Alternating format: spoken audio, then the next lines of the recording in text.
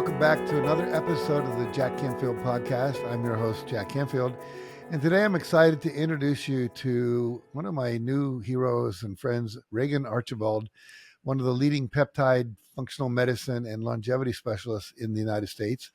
And I first met Regan when he spoke at the Transformational Leadership Council this past summer, and I was immediately drawn to his innovative approach to health and wellness. I was impressed by his knowledge and his insights. And along with my wife, Inga, I began to work with him to enhance my own longevity practices. And we're, I think, just finishing up the 5th month of a 6-month protocol, which is working very well from what I can tell. And so I'm excited to have him share with you. And just so you know, too, Reagan's the founder of the East West Health. It's a clinic in Midland, Utah, near Salt Lake City. And his award-winning center has performed, get this, 8,789 comprehensive blood labs and counting. These blood labs include 94 important markers that allow Reagan and his team to understand the root cause of health issues. And we're going to talk about that in a little bit of depth today and why that's so important. And his work is guided by his philosophy that your blood doesn't lie. And Reagan's also an international speaker. He's the author of 9 books, including The Peptide Blueprint and Ageless Future, 2 different books. And he's the host of the Unreasonable Health podcast, where he features thought leaders from various industries. And today, Reagan is going to be sharing actionable steps on how we can all improve our longevity and live healthier lives. So whether you're looking to revamp your health strategy or just curious about the latest in personalized healthcare, you're in for a real treat. And unless you're listening to this while you're out driving a car or walking or running, I suggest you get something to take notes with today, because you're going to be learning a lot of valuable things, including practical things you can start doing right now. So Reagan, it's great to have you here. I'm really looking forward to exploring how everyone listening can, or viewing today actually, can achieve a healthier, more vibrant and a longer life, that's why I was drawn to you. I'm 80, as you know, through your pioneering approaches. So first of all, just welcome. Well, thanks for having me, Jay. And as I told you when we first met, I'm like, you're my hero. I read Chicken Soup for the Soul when I was like 15 in a small Idaho town. And here I am. I'm with Jack Canfield. This is like, I'm always have to like blink twice when I see you. So it's a real honor to be with you. Well, I feel the same way with you. So let's start out with some basics of health and longevity, and then we can delve deeper into your specific work. So what would you say are some simple first step everyday practices that you would recommend that people could begin taking today? Well, one of my mentors, Dr. Cheiko Maekawa, she used to say the fastest way to die is to stop breathing. And so, probably the first thing, if you're driving, if you're, sitting in a chair, if you're, exercising, like just focus on your breath, because it lets us know that we're alive. And it's one of the best ways that you can cultivate inspiration in your life is just through the breath. And so I think breathing is very underrated, but the more we learn about it, as you breathe through your nose, you activate more nitric oxide production in your body, and nitric oxide leads to more oxytocin, which creates more connection to other humans. Oxytocin is that beautiful neuropeptide that gets released when you hug somebody, or the 6-second kiss. You get this flood of oxytocin, and but just by breathing, you can transform your thinking and transform your physiology. Are you I'm sure you're familiar with it. Are you a proponent of like I wear tape on my mouth at night, so I breathe through my nose, because I used to wear a CPAP machine. I'm finding when I have the tape over my mouth, I don't need to do that. And there's all the research in the book about, breath and so forth. Any thoughts about that? I love it. And you may be familiar with James Nestor, and he did the experiment with the opposite, where he taped his nose shut for about 30 days and looked at his biometric markers before the experiment and after. And I mean, he just turned into a metabolic, dumpster fire, for lack of a better term, from just mouth breathing chronically.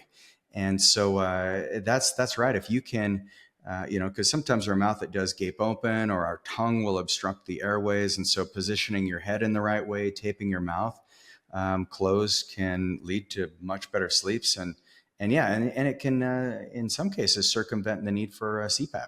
Yeah. So When I first learned about your work from Mike Koenigs, who's a mutual friend of both of ours, he told me, he said, Jack, you have to do this. You got to go work with Reagan. He's going to do this blood test. It's going to blow you away.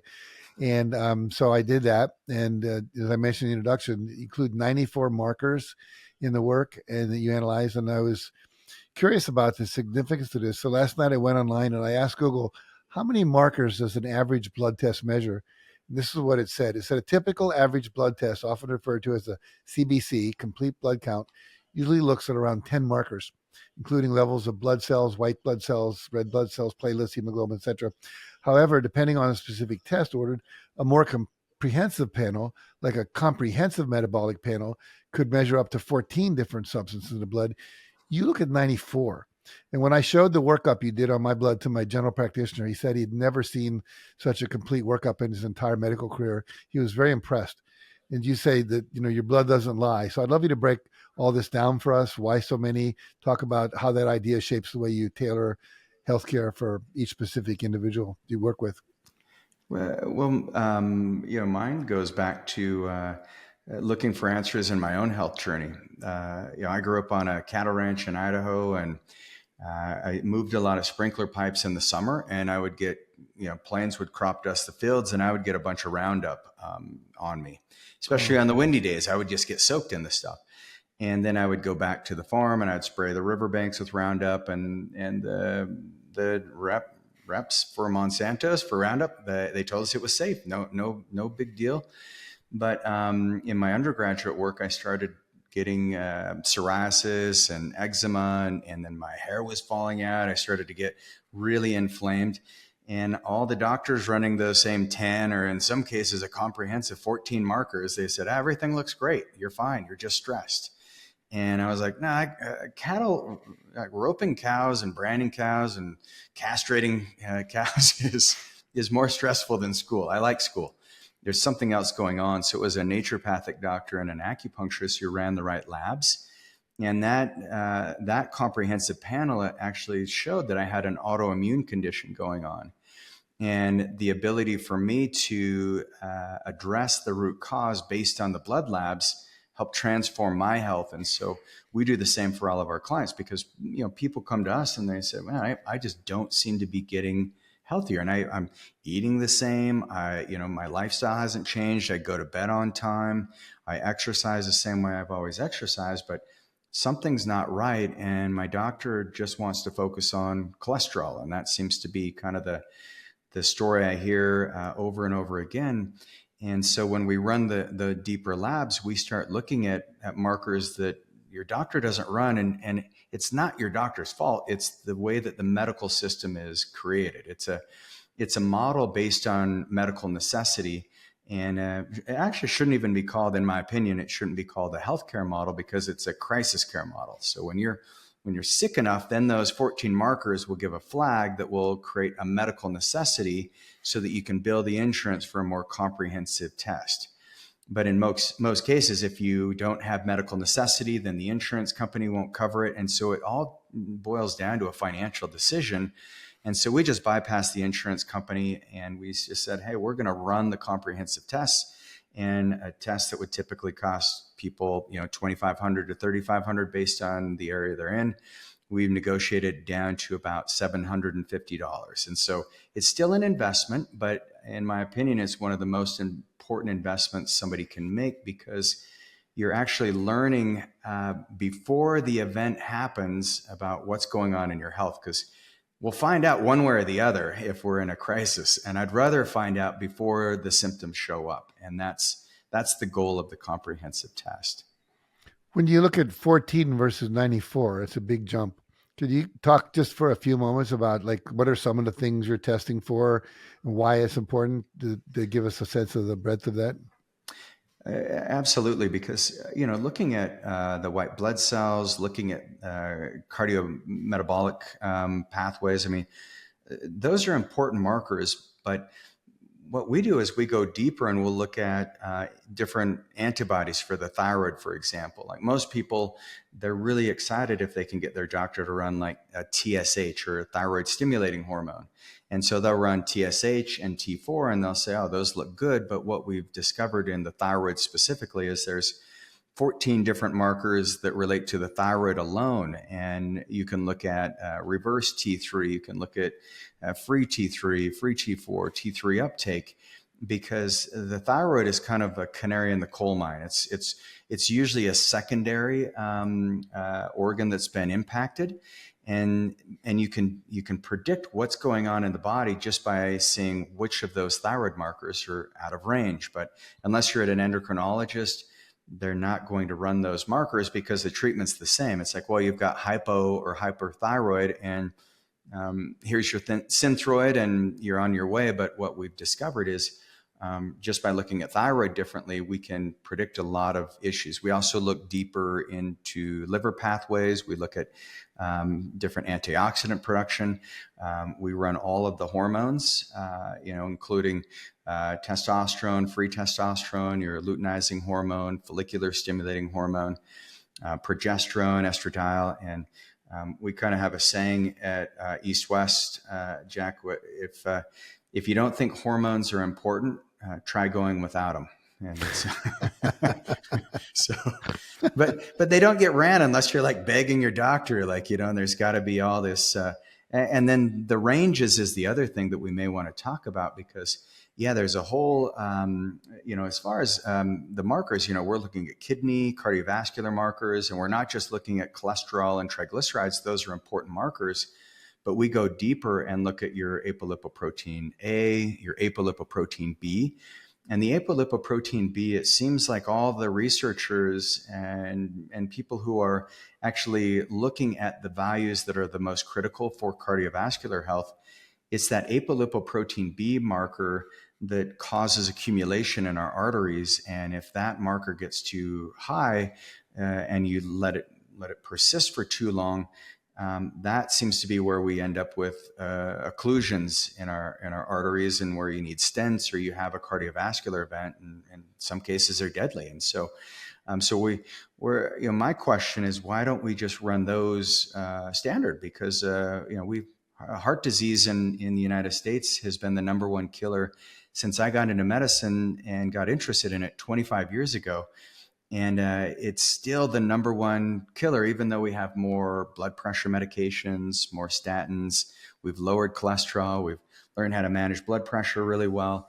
But yet our incidences of heart disease is still really high. So we just want to go deeper so that we can help people live really long, robust lives with an incredible amount of energy and vitality. Yeah, you mentioned ranges, and like when you get blood tests back, you're either in the normal range, or too high, or too low.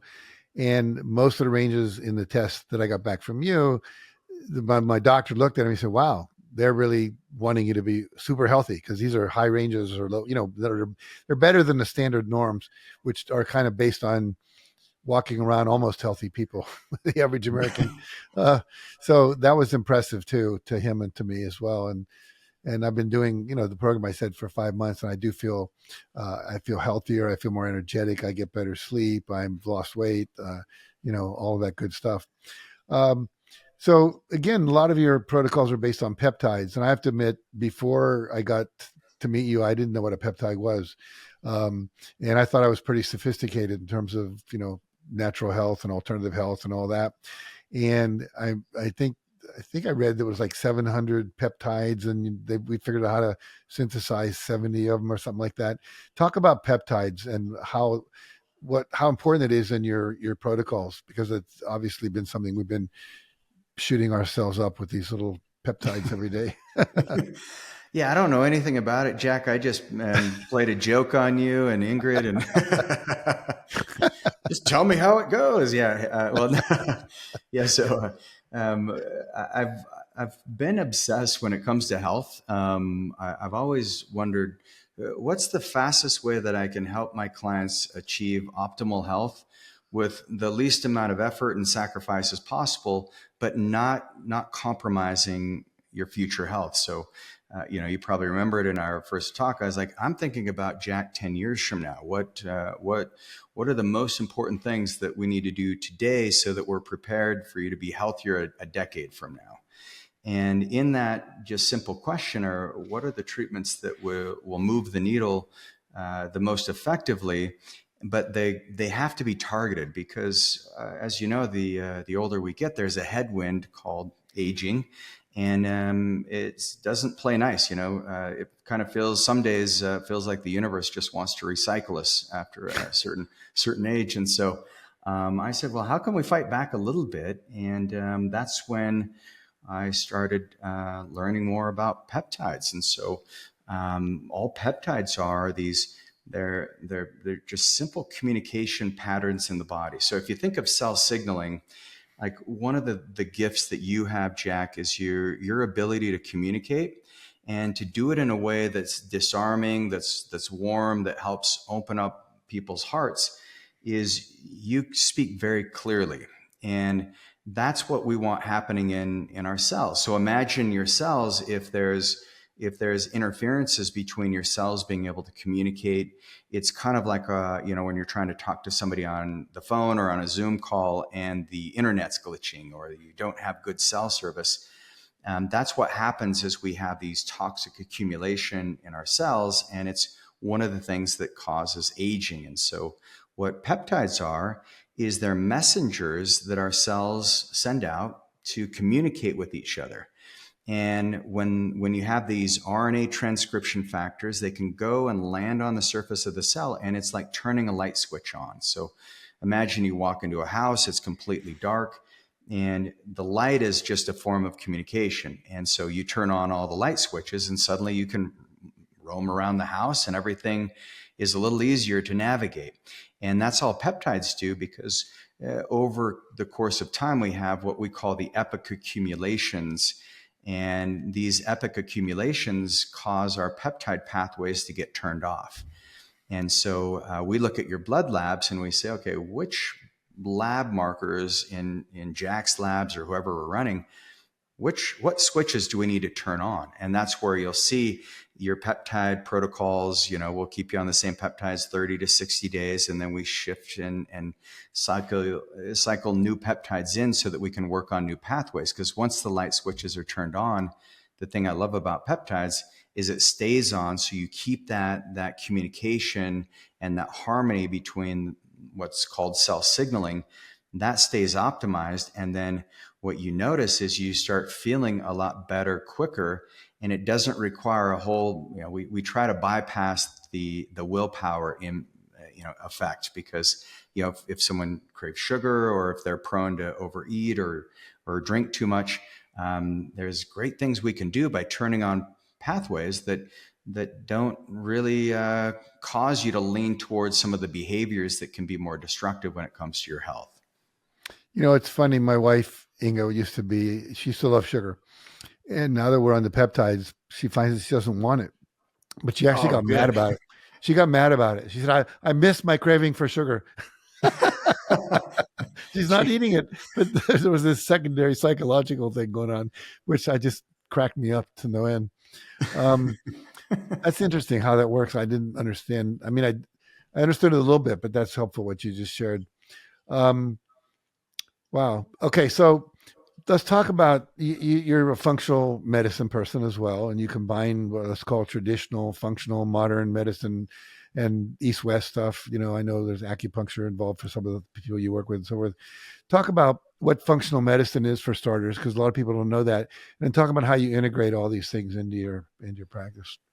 Yeah. Well, so functional medicine, Jeffrey Bland, I'll give him a shout out, just a phenomenal doctor. A couple decades ago, kind of coined the term functional medicine, because if you think of what the word function means, it's the ability to perform an action. And so if you have optimal function in your body, then the argument is, well, then you have optimal health. If you can, all we're trying to do is create better functionality in every system in the body. But a functional medicine approach, what we do is we go back in time and we look at the root cause. And the school I went to was founded by Earl Bakken, and he was the inventor of the pacemaker.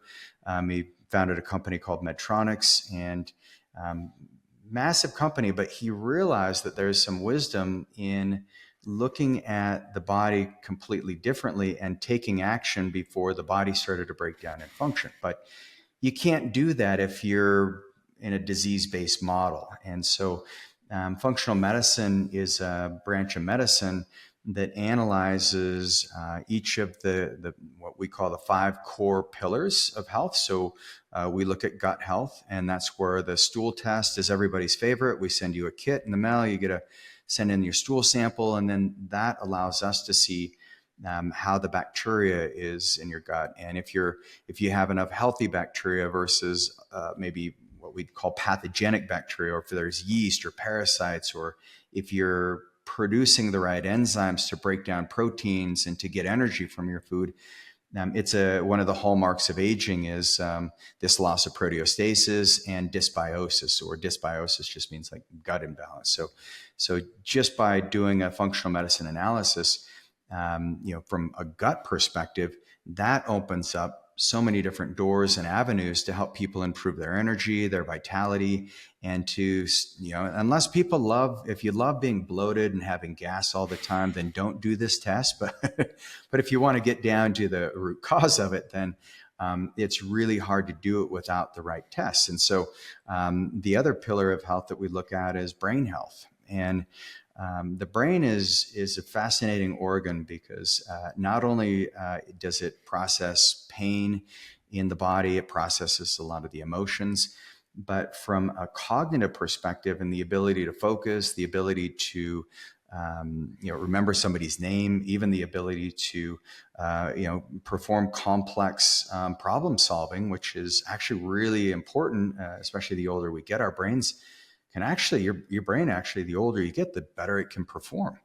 And the problem is our brains have so much accumulation, and what we found is there's infections that can get in the brain, there's heavy metals that can impact the brain, and then there's also some atrophy that takes place because we live in a world that's so easy to be distracted by the social media feeds and the phones, and so we have this digital dementia issue that's going on. So people end up with these dopamine deficiencies.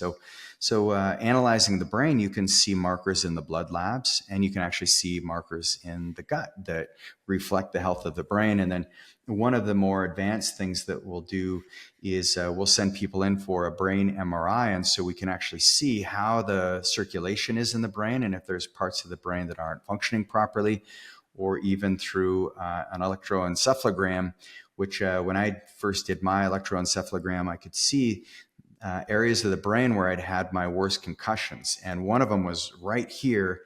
And it was fascinating to see just the lack of transmission of electricity in the brain. So we look at, the gut, the brain. Hormones are another pillar of health.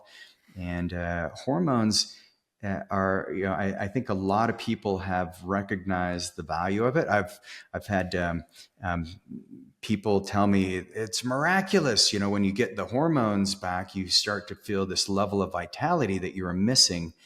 And it is really a magical experience. But if you want the hormones to continually work and to be optimized, then there's other pathways that we look at beyond just what's in the blood. We'll do a salivary test. There's another urine test called the Dutch test. And so these are all functional medicine tests that allow us to go deeper and to leave no stone unturned. Even in the gut test, there's a pathway called beta-glucuronidase. And if that pathway is underutilized or underperforming, a lot of people get put on either testosterone or estrogen or progesterone, and the gut just doesn't process the hormones properly. And so they can have really adverse responses to hormones. And they basically almost, they get so turned off by the experience they had from it because their body wasn't ready to receive the treatment because the functional medicine approach wasn't applied. And so I love hormones when they're done properly. So that's one of the pillars. The other pillar of health, which probably won't surprise many of you, is detoxification and nutrition. Food is medicine. And, what we found is that there's not one diet that fits all. I think I read somewhere that there's like almost 1,500 new books on diets and nutrition that come out every year.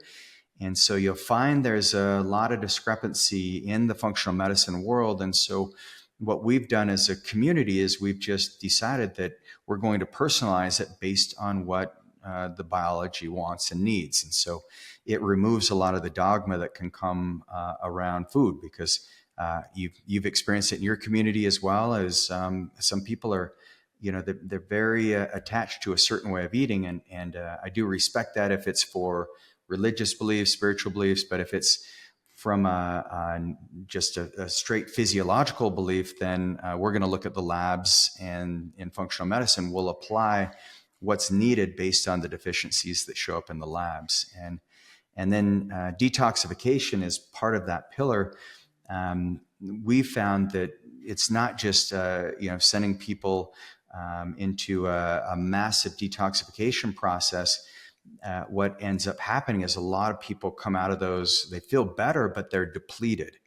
And so you need energy to properly detox. And so we work on the mitochondrial pathways as we're working on the detoxification. And one of the coolest, I'll just call it an innovation, is some of my friends, they started analyzing the way that mushrooms would go and clean up an oil spill. And, if you go into an area where oil is washed up on the banks and all of the life is just depleted and there's oil and toxicity in the soil, you can plant mushrooms there. And then within a matter of just a couple of months, those mushrooms have transformed the toxins from the petroleum. And now you have fertile soil. And so they said, well, if mushrooms can do that for the earth, I bet they could do it for the human body. And there's so many cool things on mushrooms. I mean, we could talk for a couple hours on that. But all kinds of mushrooms, by the way. I'm a big fan of all of them. But the detoxification process using some of these short chain and medium chain carbon bonds is one of the things that we continually do throughout the course of people's work with us, is just detoxification and figuring out from a genetic perspective what those pathways look like that are most compromised. So many people are maybe familiar with like MTHFR, COMT, but we want to go even deeper than that. And then the final pathway is just exercise and fitness. And it's, you just can't out eat, you can't out hormone, you can't out peptide, a sedentary lifestyle. Movement's healing. And so we have very specific criteria. You're familiar with my Fitness 50 at age 100 category. Dan Sullivan came to me and he's like, all right, Reagan, when I'm 100, and he wants to live to be 156. And so I'm like, I'll do everything I can to help you get there, but there's no promises. No one's ever done it, actually. Well, no one. People have claimed to be lived that longer than that. And if you take the Old Testament literally, then yes, you could argue with me that people have. But so far, we don't know of anyone that has made it on record, official records. So I think I saw someone the other day, 114. And they said they were the oldest person that was living at the time. So yeah, I'm curious about. I want you to go back to digital dementia and talk about that for a moment. That's fascinating to me. Because you were talking about things in the brain, almost like pollutants or something, and I was thinking about how does too much cell phone digital playing or whatever create that? Or can you unpack that a little bit? Well, think about a conversation you've had with somebody, and they're looking at their phone as they're talking to you, and you think about how much of that communication that you're attempting to have because of the lack of attention. Because attention's like that's the biggest resource that humans. That's actually, your attention is what drives your energy, and I think health is directly proportional to the amount of energy that you can generate. And if your attention is pulled on someone else's agenda, I'm not saying like all social media is bad. I'm not in that camp, but when you're fed with so many different flashes of new knowledge and insights, and even if it's really inspirational, if you don't go deep on it, your brain just is learning things at a superficial level. And so what we've learned is you lose the ability. It's called acetylcholine, and acetylcholine is one of the neurotransmitters that comes when you've really deliberated around something. Like what's the Mm. book you've read more than any other book, Jack? Me? Yeah. I don't know. I probably read Think and Grow Rich a few times, and the Bible when I was younger, and more. I was more Yeah. into being a devout Christian at that time than I am now. But yeah, that kind of thing.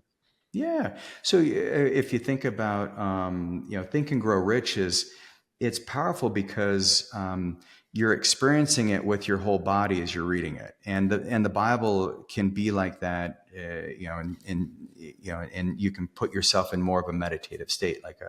The Tao Te Ching is a book that I probably read, I don't know, 400 times, but Wow. it's verses, and I just throw that number out there because I pick it up all the time, and I have for 25 years, but it's but you sit and you concentrate on that, and that's the real pathway that allows you to build acetylcholine.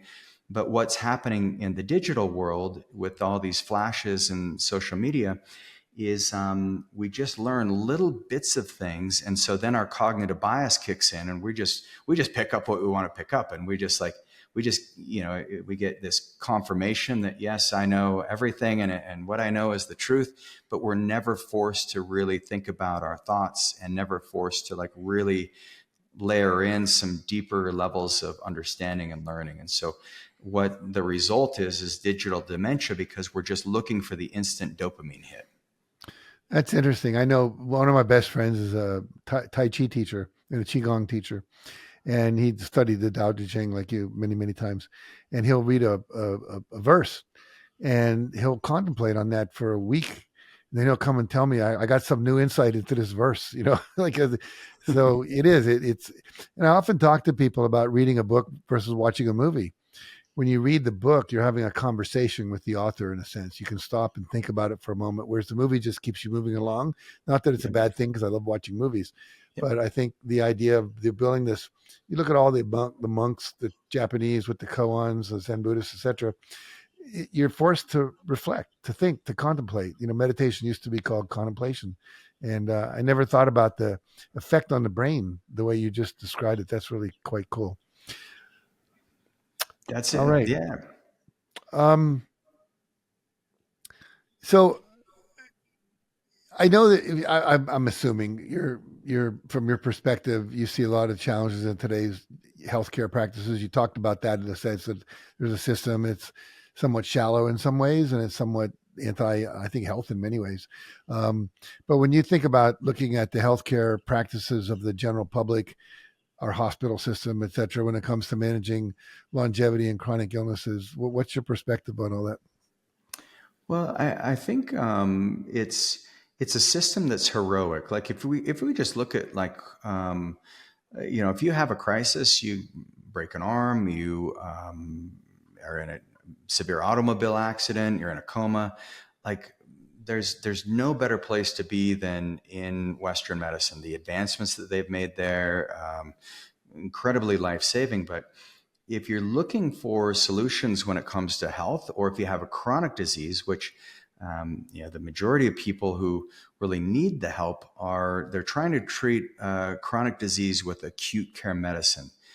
And so you think about when Western medicine, if you just look at the origins of it, there's a report called the Flexner Report. And John D. Rockefeller, I think hopefully everyone's heard of him. He's very historic because not only did he dominate the petroleum industry, but he sought out and he said, well, I want to make chemical medicine, or what we know of as allopathic medicine, I want that to be the dominant medicine, because he had the inlays for the materials to supply the medical needs of people in the United States and people in the world. And so he hired a Dr. Flexner to write a report that basically it slandered anybody that didn't practice allopathic medicine at the time. And they said any of the holistic medical schools, this was when homeopathy, herbal medicine, Chinese medicine, acupuncture, chiropractic care was not really big. Even, this was like 1905 when he released it, but it was starting. It was called bone setting. It's actually an Eastern medical tradition. And so what happened is anyone who didn't practice that medicine, the propaganda went out and it said they're considered quacks. And so we removed this layer of, kind of a more of a comprehensive medical approach when it comes to health, and replaced it with the crisis care model. And that's where they started rolling out different, chemical agents and looking at the body as if you just treat the pathogen, for example. The pathogen is the issue, not the terrain. And that was the big argument for a long time. And then you fast forward into World War II and the introduction of antibiotics probably saved more lives, because infections kill more people than the guns or the swords or anything in battle. And having access to antibiotics just in time is probably one of the big things that allowed us to win World War II, for example. But then everybody became very, they said, John D. Rockefeller was right. The Fletcher Report was right. This is the medicine that we need. And then when steroids came on the scene, and you could just suppress any kind of inflammation in the body, and you could walk in and be in pain and then take a steroid and be out of pain, we just thought we've solved all the world's problems when it came to health. And then we overprescribed antibiotics, and everybody knows what's happened with that route. And then we've used steroids to the point where we're causing diabetic comas, and we're causing people to have bones that are brittle and osteoporotic. And so I think today what's happened is we've just tried to create stronger and stronger biologic agents, stronger and stronger drugs that have a higher and higher price tag. And the end result has been an unfortunate drop in function in the United States. I mean, we consume more drugs as a population. We consume almost 3 times more drugs on average than anyone else in the country, and we're operated on twice as much as anyone else. And maybe that would be great if we said, well, our life expectancy must be better, but we typically end up around 49 or 50 on the list, and we spend 3 to 4 times more money on healthcare than anyone else. So I think it's a big crisis, but after 2020, people are waking up. And so the medicine that we practiced that was considered somewhat taboo, we were doing stem cells, peptides, all kinds of regenerative medicine, for 14 years. And we had a lot of, there's a lot of criticism, and a lot of people, they were questioning what we were doing. And I spent a lot of time, luckily I sat on the medical board for the state of Utah for about 7 years. And so I had a lot of data that I could bring up to them. And everything changed after 2020. It was about 2022 when we looked back and we said, man, maybe the vaccine wasn't exactly what we need to do. And maybe the government's intervention, we don't really like to be told what to do when it comes to our health. And that's where medical freedom is it's such a gift, and it's a powerful thing we have here. But we took it for granted and that's part of the issue of being in a free market system, is the best marketer wins. And I can tell you, John D. Rockefeller did a brilliant job of it. I mean, he's just a very smart businessman, but we're still trying to recover from 100 years ago, that philosophy. Well, I've been looking and thinking a lot about greed lately, and the greed, which is based on fear. I don't have enough, so I got to have more. But that it shows up obviously in the medical world, pharmaceuticals, but in the oil industry. I'm watching a TV show right now called Landmen, and it's all about the oil industry, and fascinating. And but it's and the other thing, this is a little off purpose, but it relates in a sense. I watched a documentary the other day about unidentified flying objects, and how they interviewed several people, people you'd probably could have great conversations with, like at the Stanford Medical Center, who say they can't deny that they've actually worked on extraterrestrial beings. They say, I can't talk about that. I've signed papers. If I talk about that, I'll go to jail. But in the way they're answering, they're saying, yes, I have, but I can't talk about it. And what was fascinating is that several times they tried to pass in Congress bills that would force the Pentagon to release the information they have about this, because they don't. And if they passed a bill, they'd have to.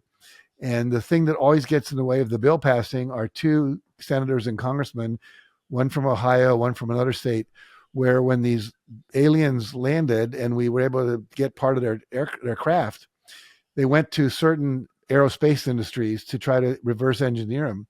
And the biggest fear they have right now is if all this gets out into the open, all the aerospace people that didn't get them are going to sue the government for not getting access to that. So it's all economic. It's just like we can't afford that many lawsuits, and you've got, they say, well, with Christians, it'll screw up their belief system. The guy says, no, I'm a born again fundamentalist. He said, not going to screw up my belief at all. It's totally economic. It's a congressman from Kentucky. So it just shows up in so many places. It's unfortunate, but I always believe something like what I think it was Gandhi said, the truth will come out in the end. It's a long arc of history, but the truth will eventually make itself known, which it's doing, through your work and other people's work. And it'll be interesting to see what our good friend, Mr. Kennedy does now that he's supposedly going to be running, because he's got a lot of views, some of which I agree with, some of which I don't, but certainly going to provide a little more openness for this kind of discussion than I think we've had before. Yeah. Well, and I'll be talking about peptides on Make America Healthy Again docuseries coming cool. up. Actually, Thursday, I'll be in there all day. So it should be very interesting because, he's somebody who uses peptides. You see, he's a pretty buff 70-year-old. You got to give him that, from a fitness perspective, pretty good human to run our health and human services. I think it's a good role model there. Yeah, be fascinating. A couple last things. Talk about stem cells for just a moment. I'm on I took some stem cells from your clinic when I was there, and I think they're working, from what I can tell. I definitely feel different and better. But talk about that. A lot of people hear about it, but I don't think many people know exactly what they do. Yeah, so the stem cells that we use are from umbilical cords, and that's one thing that happened in Utah in 24. We passed a bill, Senate Bill 198, that gave clinics like mine the ability to utilize umbilical cord stem cells or perinatal tissue, as long as we're not making claims that we're treating disease and things like that. And even if they're not FDA approved. And the great thing about that is, if you think about the raw material that allowed us to form in our mother's womb, it's all in that, the umbilical cord, the placental tissue.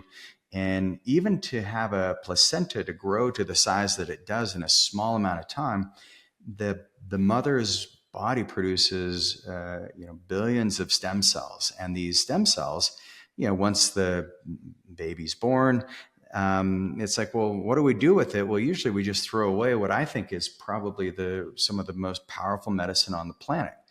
And so what we've done is we've worked with scientists for over a decade now.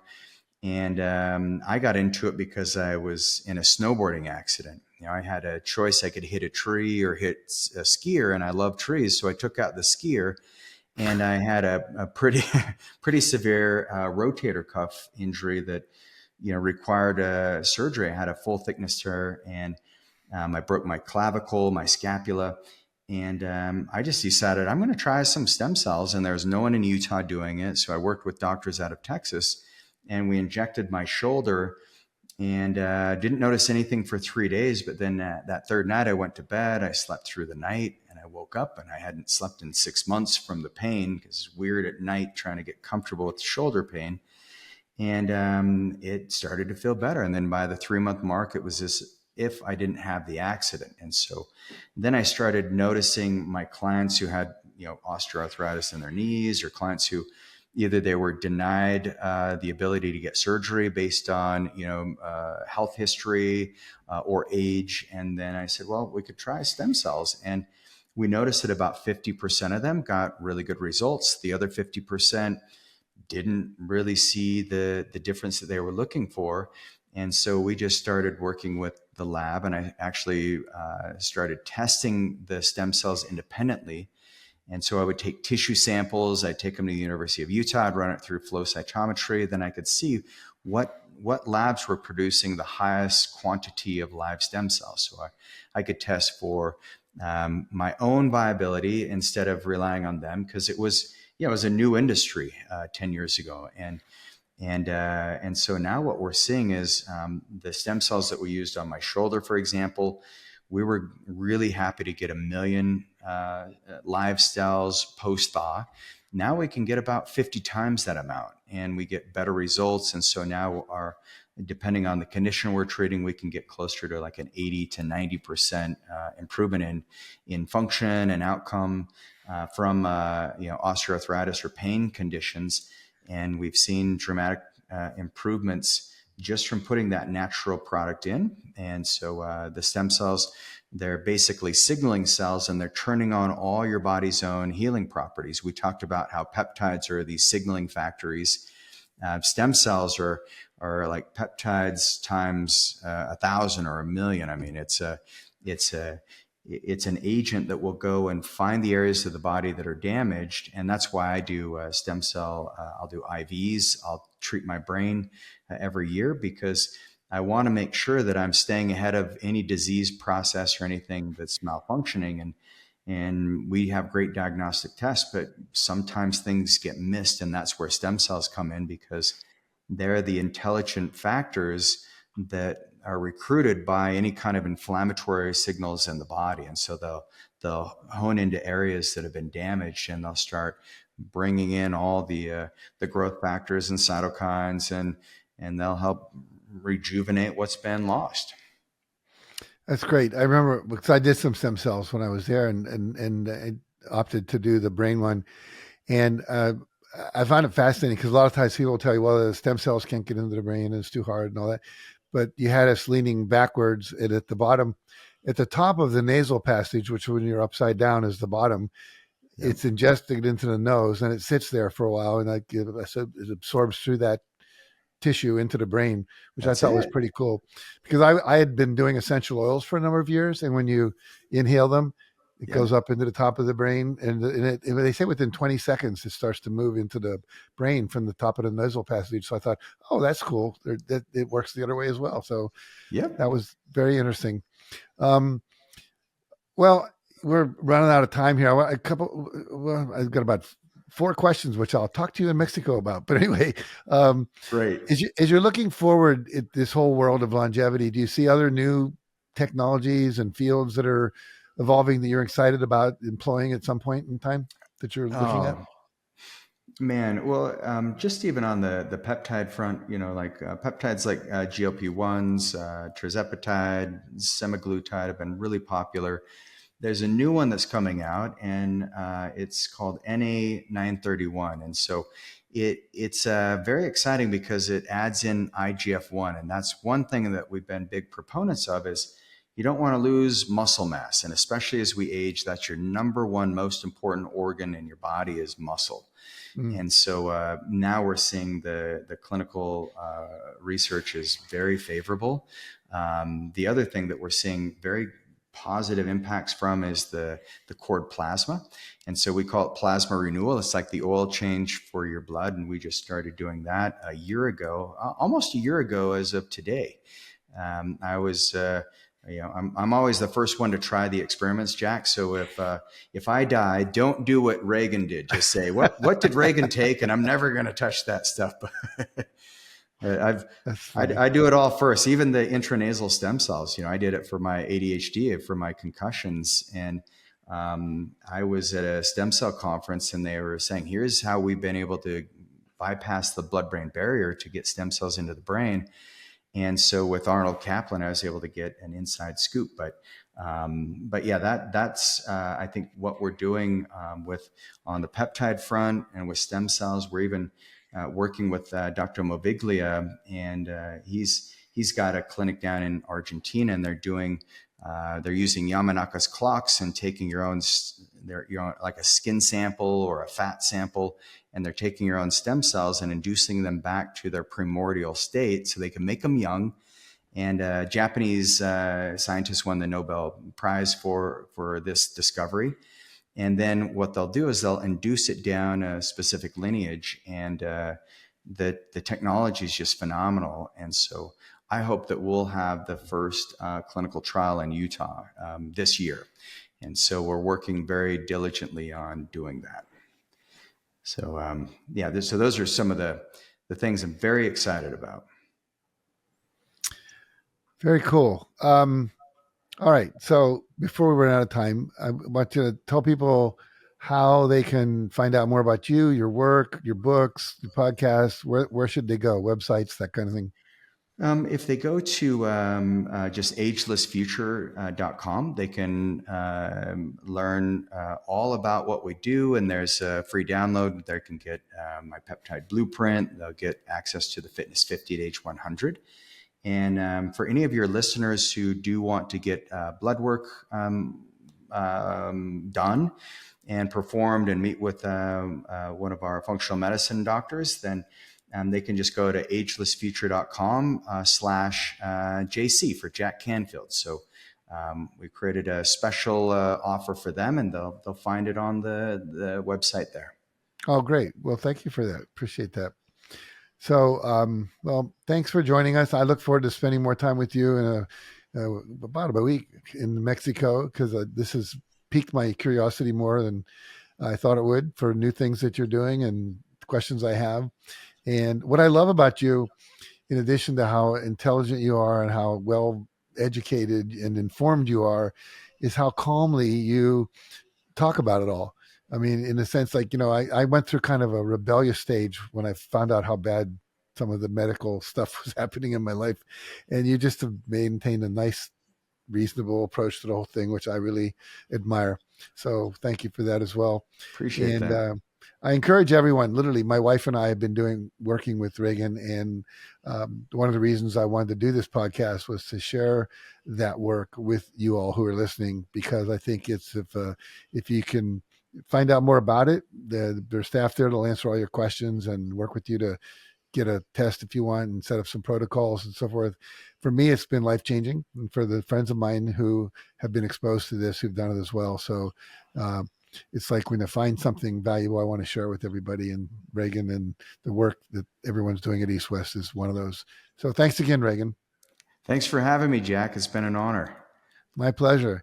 And thanks to all of you who've joined us today. If you found this conversation valuable, please let your friends and family know about the Jack Canfield Podcast and this particular episode. And make sure to tune in next time, where I'll once again be talking with a transformational leader about how to be more healthy, happy, conscious, successful, and live a truly fulfilled life. Until then, start putting into practice some of the things Reagan suggested. Talked about breathing, getting some strength training in there and all that good stuff. Diet, talked about the 5 pillars, and there's all things you can do there. And again, reach out to him and his group. I think they're totally cutting edge. All right, everybody, take care.